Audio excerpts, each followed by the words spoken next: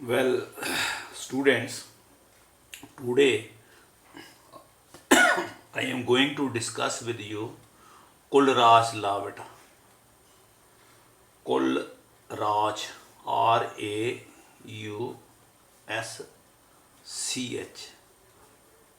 law. Important बेटा है, इसका भी क्वेश्चन आता है, राइट। तो इस Kulraj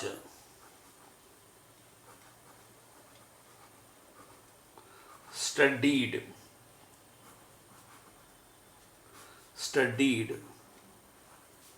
the infinite molar conductivity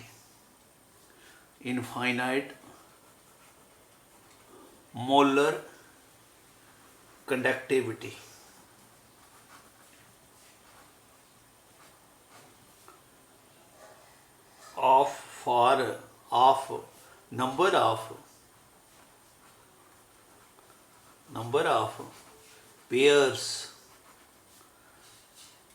number of pairs of strong electrolytes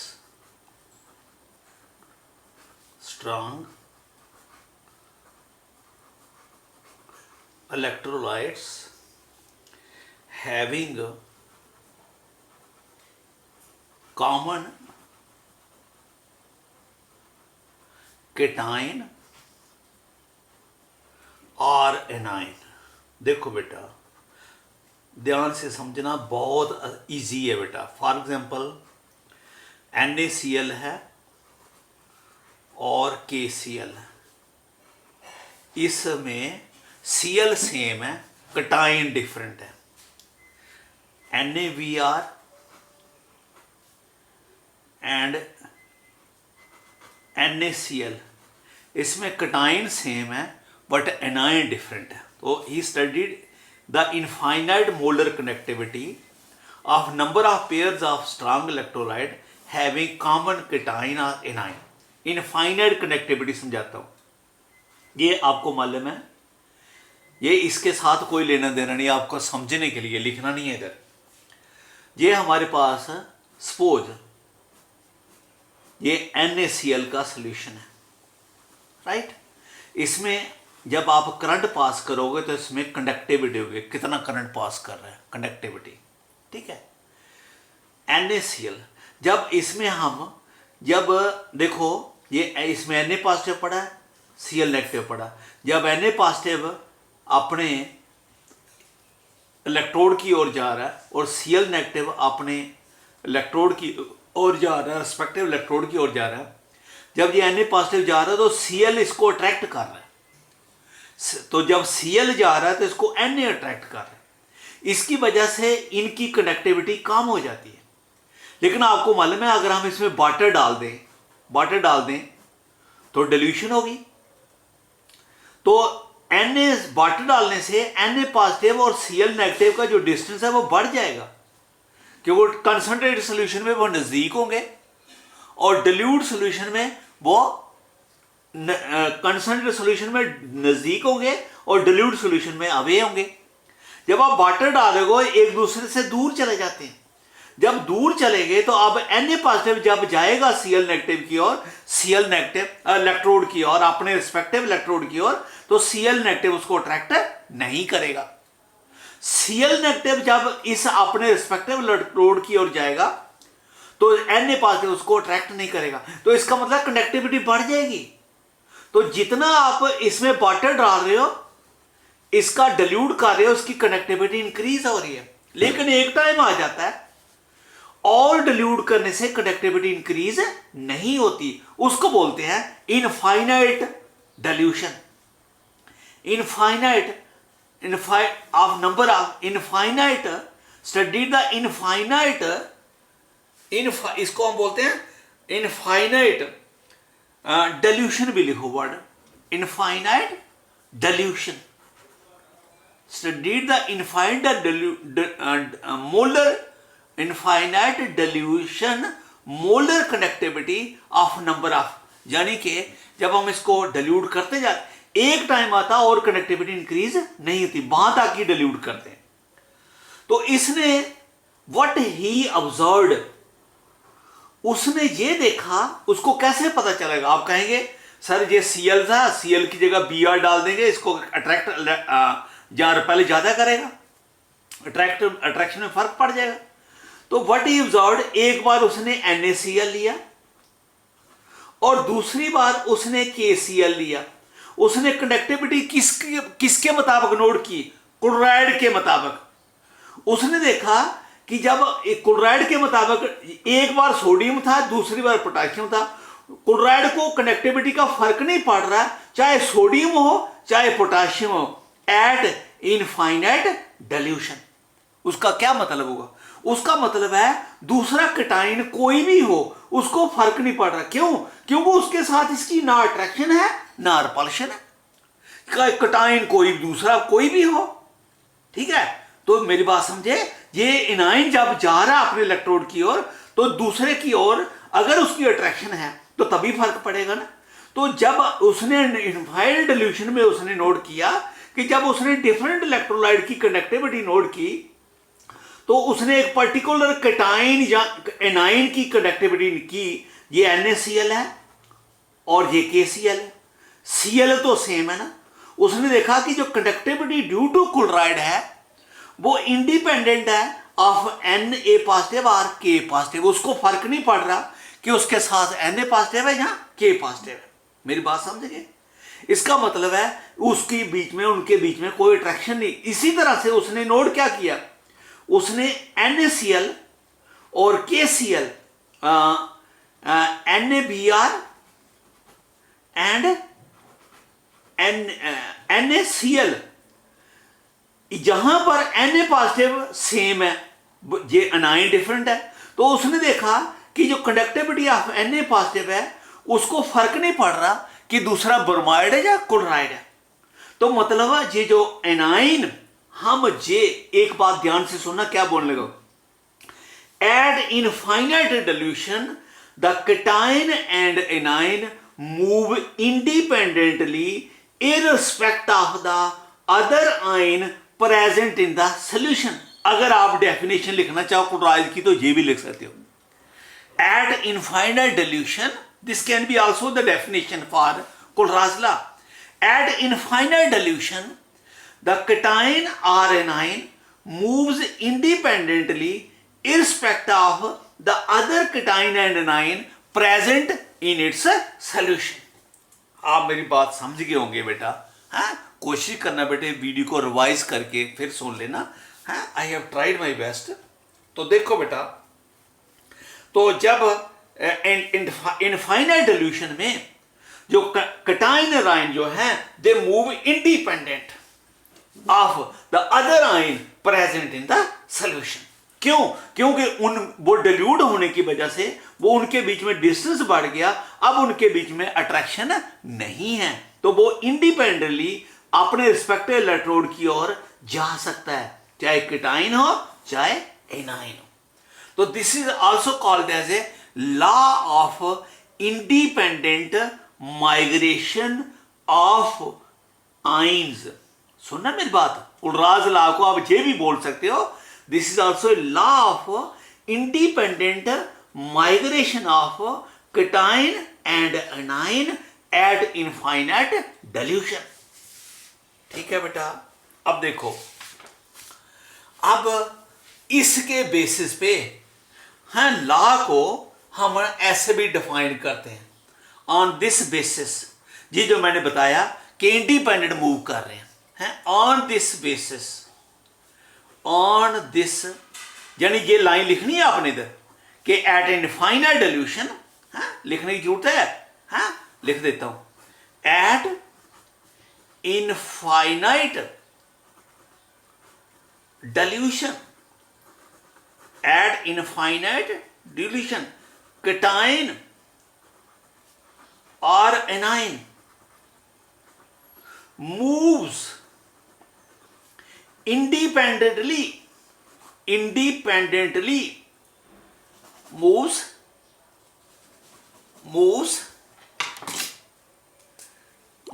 independently independently irrespective of the other cation की जगह उल्टा लिख रहा हूं irrespective of other anion और cation, cation की दूसरा कौन होगा एनाइन, और जहां क्या लिखा है एनाइन, और इसका क्या लिखूंगा cation, present in the solution, present in the solution. जे भी बेटा आपने ये इसको जे डायरेक्ट लिखना है, ये जो मैंने एक्सप्लेन किया you are not to explain in paper, ठीक है। अब देखो इसके बेसिस पर लॉ को हमने ऐसे लिखा, on this basis law is defined as that each ion makes a definite DEFN definite contribution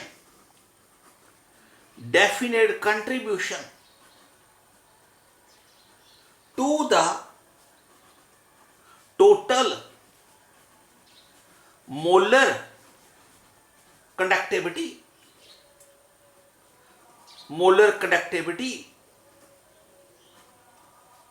of an electrolyte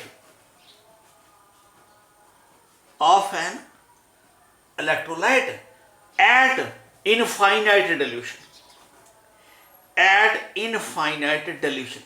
देखो बेटा ये है, इतना ही लिखना है, ये एक लिखना है, पहले लिखना उसने स्टडी किया, फिर ये लिखना वो इंडिपेंडेंट मूव करते हैं, और फिर लिखना कि इसके बेसिस पर ये लॉ बनाया हमने। मतलब कहने का क्या मतलब है इसका मतलब ये है कि इसमें सपोज 10 Na पॉजिटिव हैं, 20 या 100 Na पॉजिटिव है, 100 Cl नेगेटिव है, तो जो टोटल कनेक्टिविटी होगी 100 + 100 टोटल की होगी, हर एक जो की कनेक्टिविटी, जो ओवरऑल कनेक्टिविटी होगी सबकी कंबाइन करके होगी, ठीक है। इंडिपेंडेंट में हर एक आयन जो है वो कंट्रीब्यूट कर रहा है to the total molar connectivity, मतलब जो सारी कनेक्टिविटी होगी जितने भी आयन्स हैं सबको ऐड करके होगी। आप मेरी बात समझेंगे, इसका मतलब यही बनता है, देखो each ion makes a definite contribution to the total molar connectivity, मतलब टोटल तो टोटल है, तो हर एक आयन क्या कर रहा है कंट्रीब्यूट कर रहा है,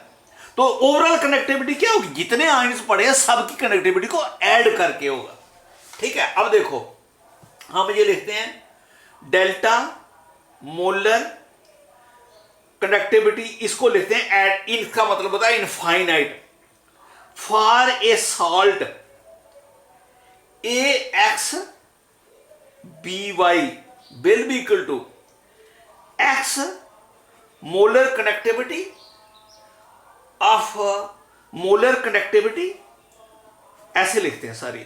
X इज नंबर, क्योंकि ये X नंबर है, ये पता नहीं A कितना 10 है फॉर्मूले में X, और मोलर कनेक्टिविटी किसकी, केटाइन की है, केटाइन की, उसकी इनफाइनाइट, ये इनफाइनाइट लिखता है बेटा, जो नॉट लिखता है ना ऊपर infinite, delta represent the conductivity किसकी, केटाइन की, कितने केटाइन है वो ये, plus y the number of anion and the molar connectivity of anion और एट इनफाइनाइट डिल्यूशन। तो ये मैं दूसरे पेज में फिर लिखता हूं, देखो अंडरस्टैंड करना बेटा, अंडरस्टैंड करना, ट्राई टू अंडरस्टैंड। हमारा एम खत्म करने का नहीं है, हमारा एम है आपको समझ आ जाए, है पढ़ने का कोई फायदा हो बेटा, अंडरस्टैंड नहीं करोगे रट्टा लगाओगे, क्या फायदा हो पढ़ने का, वो पढ़ाई थोड़ी होती है, पढ़ाई वो होती है जिसमें आपको समझ आ जाए, है आप एंजॉय करें, कल को उसको अप्लाई कर सकें, है रट्टा मार के इम्तिहान पास कर लोगे नंबर ले लोगे, उसका कोई मीनिंग नहीं। AX we want to make a good scientist, तभी समझ होगी तो कुछ करोगे। तो ये molar connectivity at infinite dilution for electrolyte, मैं इसकी जगह NaCl लिख सकता हूं, अभी लिखूंगा एग्जांपल है, इज इक्वल टू ये किसके बराबर होगी, X the number of moles, number of mole number कह सकते हो ऑफ मोलर कनेक्टिविटी डेल्टा से लिख रहे हैं, किसकी? ए पॉजिटिव की, डेल्टा है एक्स, डेल्टा ए भी लिख सकते हो, डेल्टा पॉजिटिव ये कैटाइन की, plus Y the molar conductivity due to the anion है, X number of cation. And अब देखो फॉर एग्जांपल मैं molar connectivity at infinite dilution for NaCl लिखूंगा, नमक के लिए क्या होगा? मोलर कनेक्टिविटी है, यहां Na तो 1 है, यहां x की जगह क्वेश्चन लिखूंगा 1 हो गया, तो मोलर कनेक्टिविटी किसकी है? Na की। Na के ऊपर क्या है? Positive charge, plus molar connectivity किसकी है? सी इनफाइनाइट, ये लिखना ना इनफाइनाइट, ये इनफाइनाइट है बेटा है? तो ये अगर नहीं लिखो तो ये स्टार नहीं डालोगे, ये जीरो नहीं डालोगे, डॉट नहीं डालोगे तो फिर इनफाइनाइट नहीं, तो ये क्या हो गया? Cl नेगेटिव हो गया बेटा, सम ऑफ NaCl। अगर 1 मोल लोगे तो 1 मोल Na पॉजिटिव होगा, 1 मोल Cl नेगेटिव होगा। 2 मोल लोगे 2 मोल Na पॉजिटिव होगा, 2 Cl नेगेटिव होगा। Suppose infinite molar connectivity for calcium chloride CaCl2 की लिखा नहीं, तो this will be equal to molar connectivity at infinite dilution of calcium and that calcium +2 plus Cl कितने हैं? 2, तो इधर मैं 2 लिखूंगा, 2 मोलर कनेक्टिविटी ऑफ किसका? Cl negative infinite dilution. Suppose मैं मोलर कनेक्टिविटी निकालना चाहता हूं किसका? एल्यूमिनियम सल्फेट Al2SO4 थ्राइस, जहां ये x है 2x है बाई 3 है, will be equal to aluminium की 2 molar connectivity at infinite dilution किसकी? Al की। Al के ऊपर चार्ज कितना है? +3 प्लस ये सल्फेट 3 है, 3 molar connectivity at infinite dilution किसकी? SO4 की। चार्ज क्या बेटा? -2। ये बेटा ये था वहां x और y, x y सेम भी हो सकते हैं, डिफरेंट भी हो सकते हैं। x y 1 यहां x y 1 है, 1 है, तो आपको बात समझ आ गई। This is Kulraj law. इतना ही है एप्लीकेशंस बेटा, हाँ, define and explain question law and give its application, ये क्वेश्चन आता है बेटा। एप्लीकेशंस है एक तो ये है calculation of infinite molar connectivity,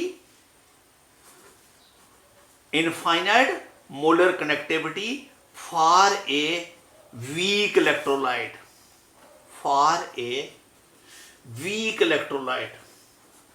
इसको देखना बेटा। देखो बेटा आपको मालूम है वीक इलेक्ट्रोलाइट क्या होता है? जिनकी डिसोसिएशन कम होती है, जैसे ये आपका एसिटिक एसिड है CI3COH, जब आप इसको वाटर में डालोगे इट विल अंडरगो डिसोसिएशन। लिख सकता हूं ऐसे, वाटर डाला, वाटर से बेसिकली आयन बन के ये बन जाता CI3CO negative plus H3O positive. जो कंडक्टिविटी होती है वो इसकी वजह से नहीं होती, ना इसकी वजह से है, कंडक्टिविटी इसकी वजह से है, इस एनायन और इस कैटायन की वजह से। जब लेकिन ये वीक है, बी को हम कैसे लिखते हैं? डबल एरो से। उसका क्या मतलब होता है? जे भी पढ़ा है, जे भी पढ़ा है। तो जब ये कंडक्टिविटी, देखो ध्यान से सुना, ये सपोज आपका बीकर है, इसमें आप वाटर आउट डालते जा रहे हो तो रिएक्शन इधर जा रही है, लीचेड प्रिंसिपल पता ना, इसकी कंसंट्रेशन बढ़ाए तो इक्विलिब्रियम इधर आती है, बढ़ता जा रहा है। जितने ज्यादा कैटायन एनायन बढ़ रहे हैं उतनी कनेक्टिविटी क्या हो रही है? बढ़ रही है। आप और वाटर डाल रहे हो, बढ़ती जा रही है। लेकिन ये इतना वीक है कि हमें बहुत ज्यादा वाटर डालना पड़ता है, फिर जाके ये सारे के सारा ये खत्म हो जाएगा, तो तब हमें इसकी टोटल कनेक्टिविटी मिलेगी, क्योंकि कनेक्टिविटी तो इसकी वजह से मिल रही है। आपने 1 मोल डाला था, उसका कुछ पार्ट इधर रह गया, कुछ इधर चला गया, तो आपको टोटल कनेक्टिविटी नहीं मिल पाई। तभी मिल पाएगी जब ये खत्म हो जाएगा सारा। इसको खत्म करने के लिए बहुत ज्यादा वाटर डालना पड़ेगा। इतना वाटर डालना पड़ेगा, वो हमारे लिए फिजिबल नहीं रहता, डिफिकल्ट हो जाता। फिर इस ऐसे केस में हम कंडक्टिविटी निकालने की कोलरास लॉ का फायदा लेते हैं। सपोज फॉर वीक इलेक्ट्रोलाइट, तो जो हम निकालते हैं विद इलेक्ट्रोलाइट, यानी conductivity of weak electrolyte is calculated from the conductivity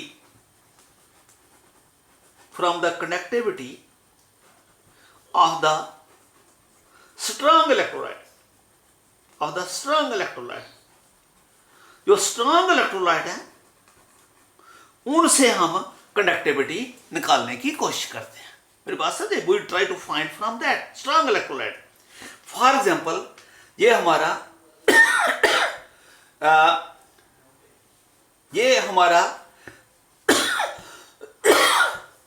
we will find, ये हमें एक्सपेरिमेंटली आगे पता होता है, फाइंड एक्सपेरिमेंटली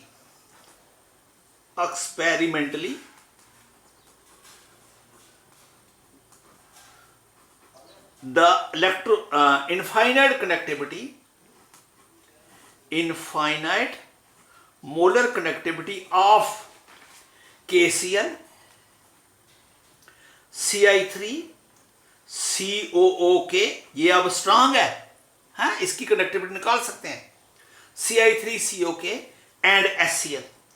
इन तीनों की कंडक्टिविटी हमारी बुक में दी होती है, इससे हम एसिटिक एसिड की निकाल सकते हैं। अब देखो मैं बताऊंगा कैसे निकालेंगे। Delta infinite conductivity of KCl कैसे क्या होगी?